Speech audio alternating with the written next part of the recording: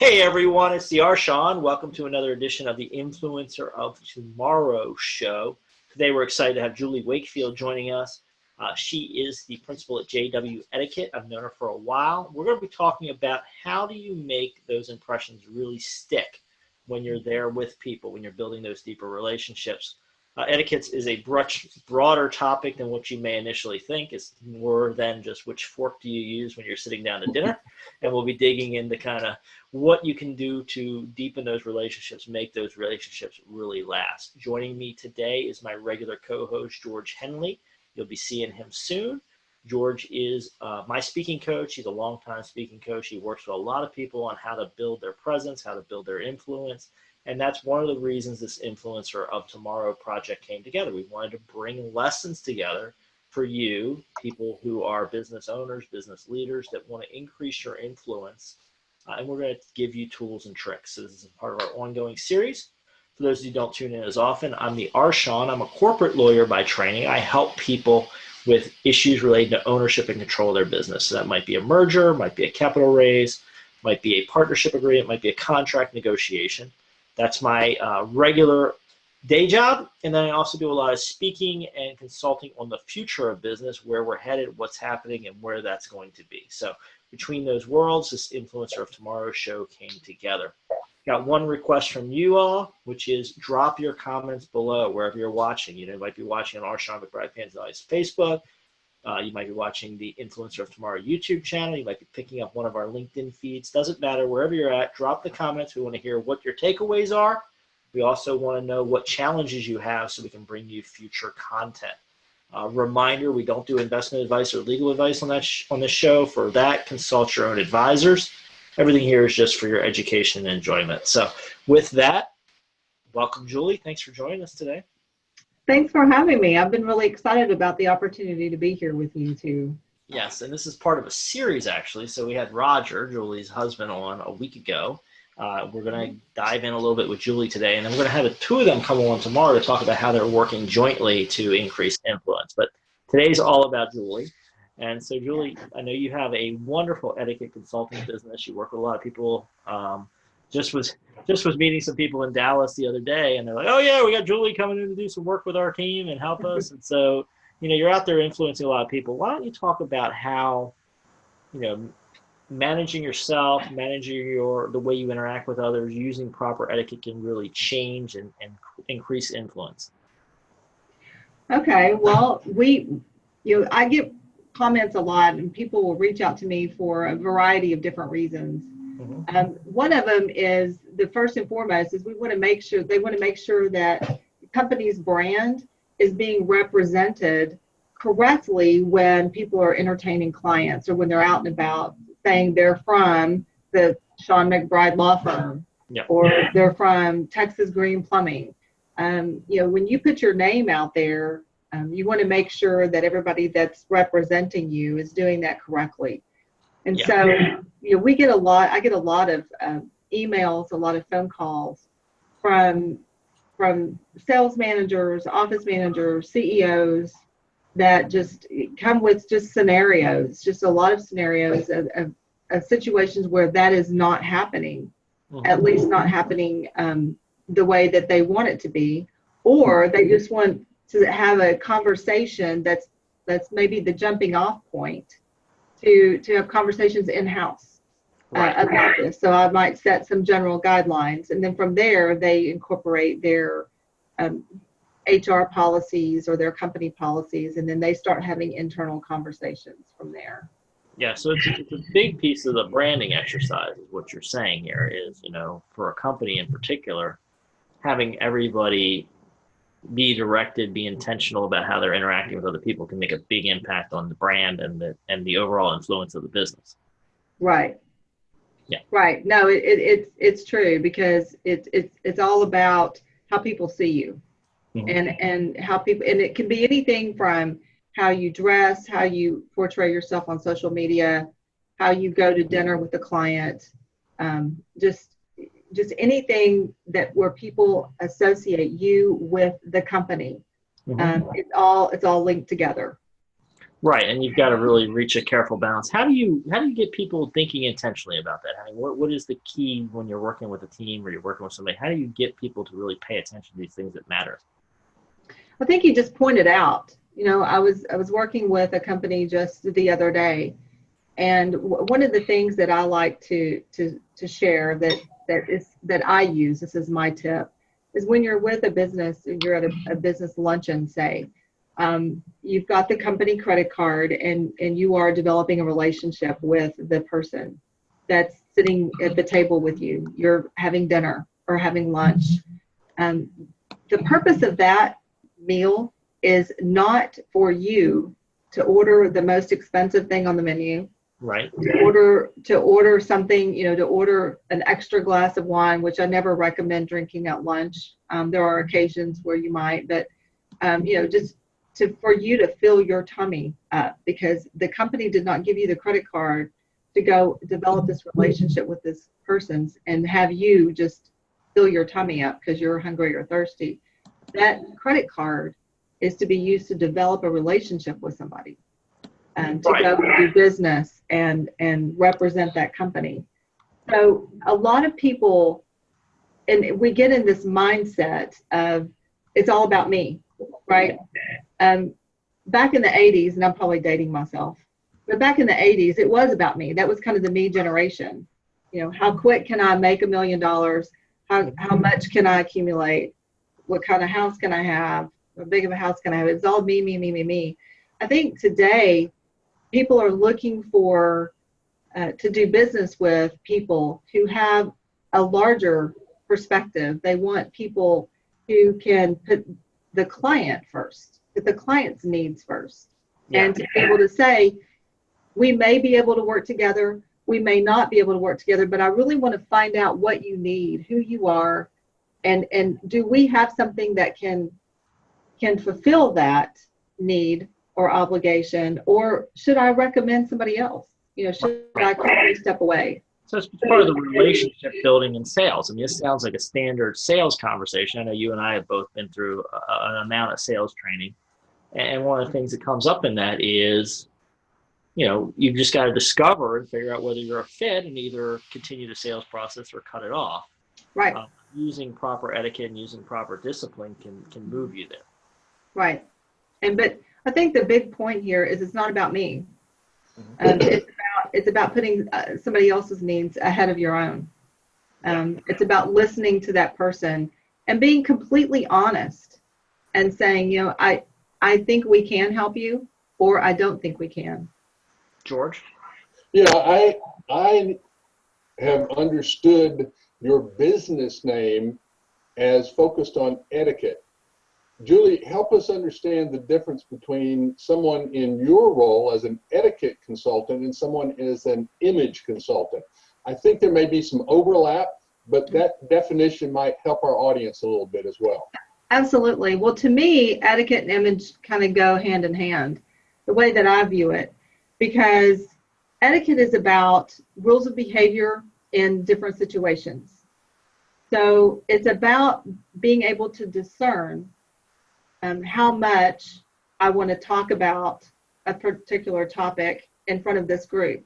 You might be able to say, in some groups where you're with your friends and family, you might want to be more relaxed with your conversations. Whereas if you're in a situation where you're being judged, or you're in a situation where there's a purpose to that meeting, you want to focus on that. So it's being able to discern that and communicate that. So of course, etiquette has to be polite. It's about manners. It's about using the right fork. It's about knowing what to do with your napkin and that sort of thing.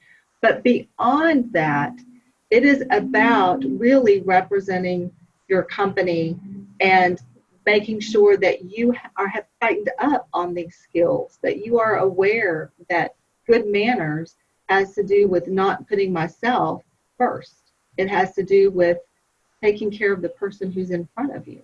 So to me, from my standpoint, where I come from, etiquette and image they go hand in hand. Sure.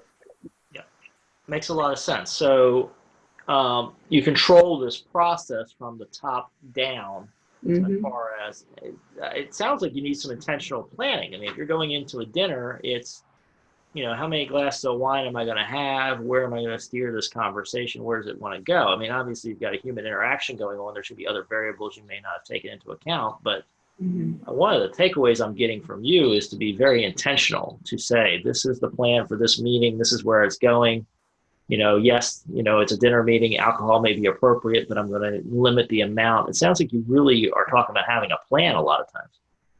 Oh, absolutely. And I believe in, Shawn, we've talked about this before. Before you go into any meeting, there needs to be a strategy.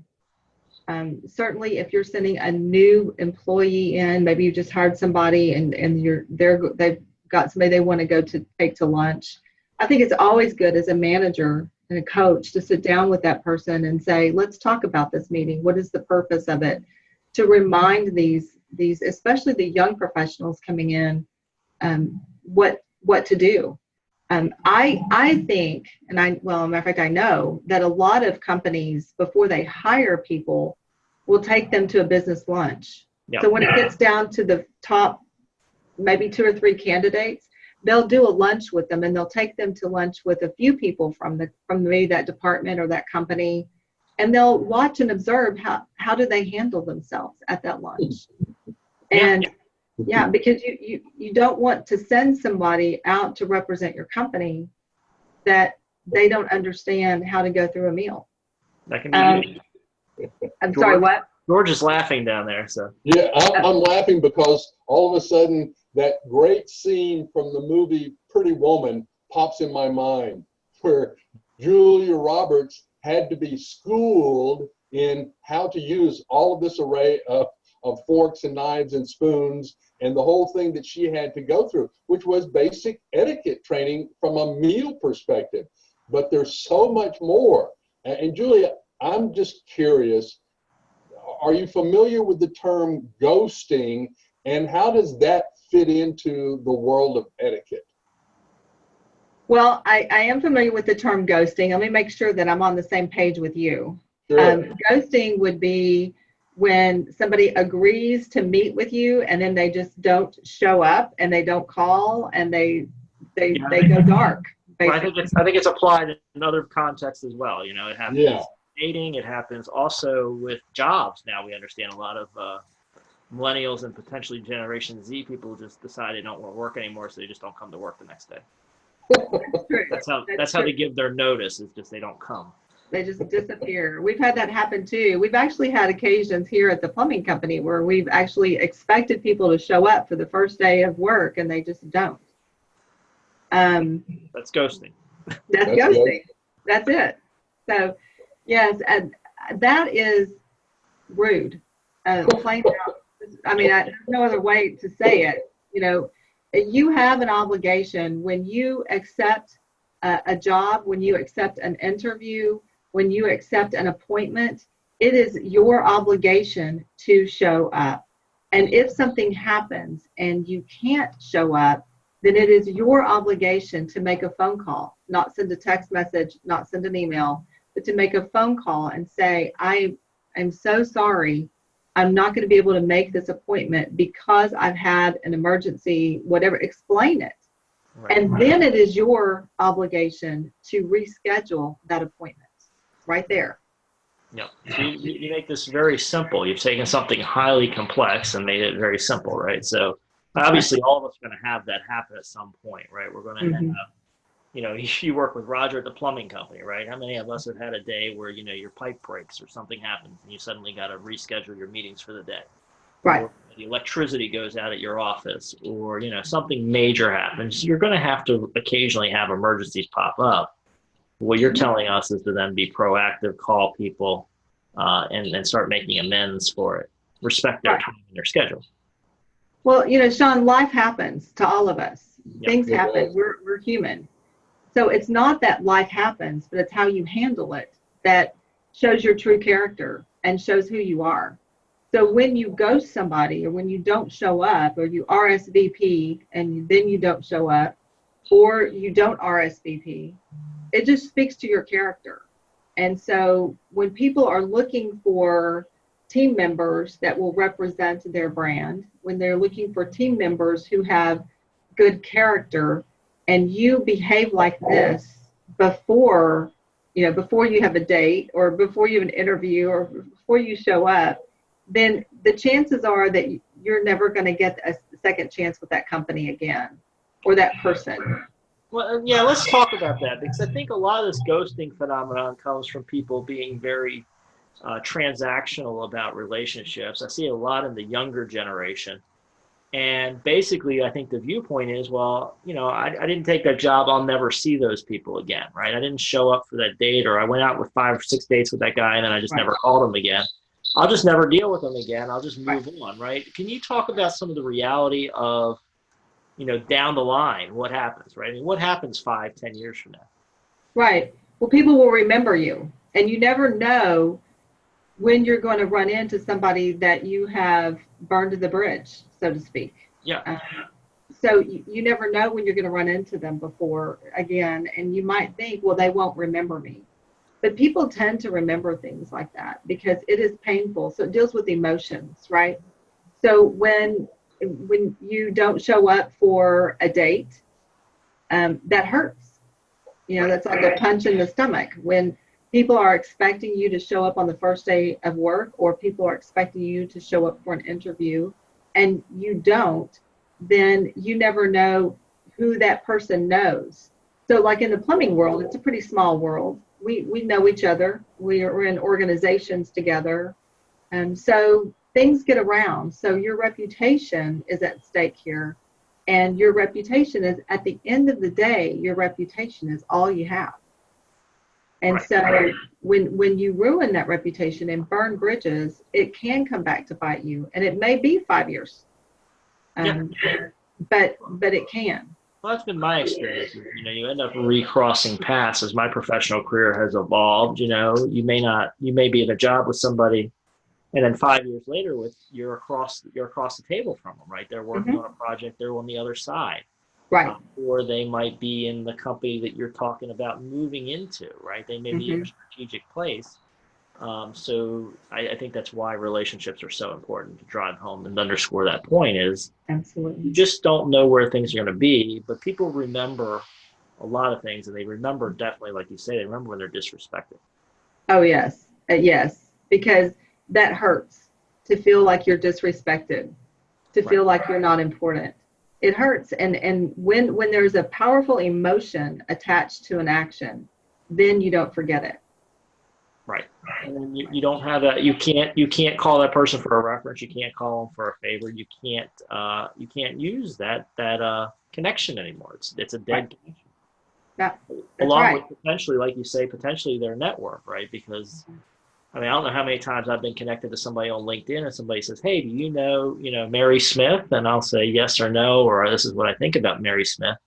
And if it's a good friend, I'll give them the inside scoop on Mary Smith. And so if Mary Smith burns you, you're going to not have great things to say about Mary Smith. Right. Sorry if you're listening, Mary. Right. Julie, I love the fact that she brought in something that I think is so critical, and it's the character component. Yeah. And that etiquette is in some way attached to character development in a lot of ways. So that just speaks to me in a voluminous way how when we're developing character or when we're developing good etiquette, a side note is that we're developing our character, and our character is known and carried out in the marketplace. Absolutely. No, that's true. And I work a lot with young professionals coming out of college. Maybe they're interns or they're brand new into the workplace.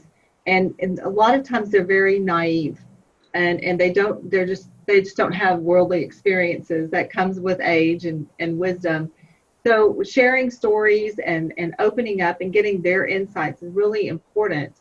And they have never really thought about things like, well, yeah, I told this person that I'd show up, but I would really rather go here. I've had this other opportunity come up, so I'm just going to go there, because having to cancel something is hard.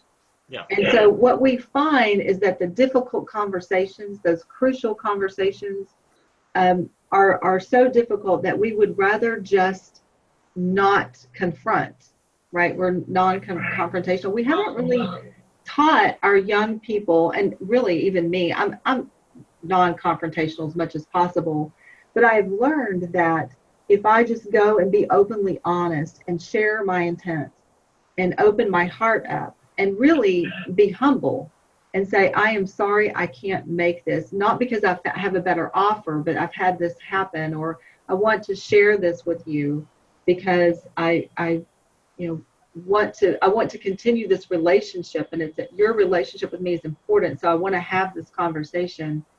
That has never really been taught to a lot of young people. So I think that might be the basis of why we get stood up or ghosted. Well, what it shows is respect and commitment, right? And different relationships have different levels of respect and commitment, but there's a certain commitment to your employer, there's a certain commitment to your friends, there's a certain commitment to a business meeting, right? And what you're telling this other person when you ghost them is, I don't respect you, or I don't feel committed to you, right? I mean, even if it's a lunch or a meeting or whatever, it's a commitment. And then now suddenly you file this person away as a person who doesn't honor their commitments, which means you generally don't want to do business with them. You don't want to interact with them. Right. And so they're not important to you. You're not important to them. And then they become not important to you and converse. Right? So Julie, let's zoom in a little bit on you. And I know you have a great business. You go out and consult with people. You give presentations on how to be better at etiquette, how to have these better relationships. Why don't we talk a little bit about what you're doing and how you're building the influence of your company for tomorrow? Okay. Well, I'm really excited. We've had something brand new open up for me. Up until now, I do live presentations. I speak before groups and organizations, and I go into companies and teach classes. But I've been wanting to broaden that a little bit. And so I have a brand new video platform that will be rolling out in May. So I'm in the process right now of taking my classes, along with added information that I've added to. It's a collaboration with Wilson Leadership out of Frisco. And so people will be able to subscribe to videos. You can have all of them, or you can have parts of them. Companies will be able to open this up. They have multi-locations. It opens up to people who are across the nation, or anywhere that somebody has a computer. And it's much more cost effective to do that than to bring me in. Now, Shawn, I'm a teacher, I'm an educator, and so I am all about the live presentation in the class, because I believe there's so much information you can get from just being there in the same room. However, it's not always feasible to do that. So this is a great way to keep ongoing training. It will include Zoom calls, coaching calls, and it keeps it going all year long, and it's not just a one-time presentation, and then it's up for the companies to continue those conversations. Right. So it sounds like just a great way to individualize, or to allow people to have access to it if they can't get to a live presentation or other things. Right. That's it. And it also is great. I'm sorry, I didn't mean to talk. I said you're meeting people where they are. Yes, you're right. And it's also great because I have a lot of people reach out to me for individual classes, or maybe a parent reaches out to me because they have a high school student that's getting ready to go to college, or they just want more for that particular student. And it's really, it's not cost effective really to meet individually with one-on-one just for a little dining class. But this would open up that opportunity for parents to have these videos, and then to connect with me later on for ongoing coaching. It's just, I think this opens up so many opportunities. Sounds like a great opportunity. So Julie, how do people check out your work? How do they find you? How do they see what you're up to? Well, I'm on Facebook, JW Etiquette. I'm on LinkedIn as well, Julie Wakefield. And then my website is jwetiquette.com. Great. Folks, encourage you to take a moment, pat yourself on the back for doing the hard work, investing in yourself, thinking about issues like etiquette, proper behavior, and just these little tweaks, and I know most of you got most of this down, but just a little tweak here and there can really extend your results. Julie, thanks for giving us such great information. I want to remind all of you that you can drop your comments, of course, wherever you're watching, especially on the Influencer of Tomorrow YouTube channel. Make sure you're subscribed. Make sure you check the bell so that you can get notices when we add new shows. And you can check out our past guests, upcoming shows, get on our email list, all at influenceroftomorrow.com. So, folks, thanks for joining us. Julie, thanks for providing such great information. Well, thank you so much for having me. It was great talking to you, Shawn and George. Great to have you, Julie. Thank you. Thank you.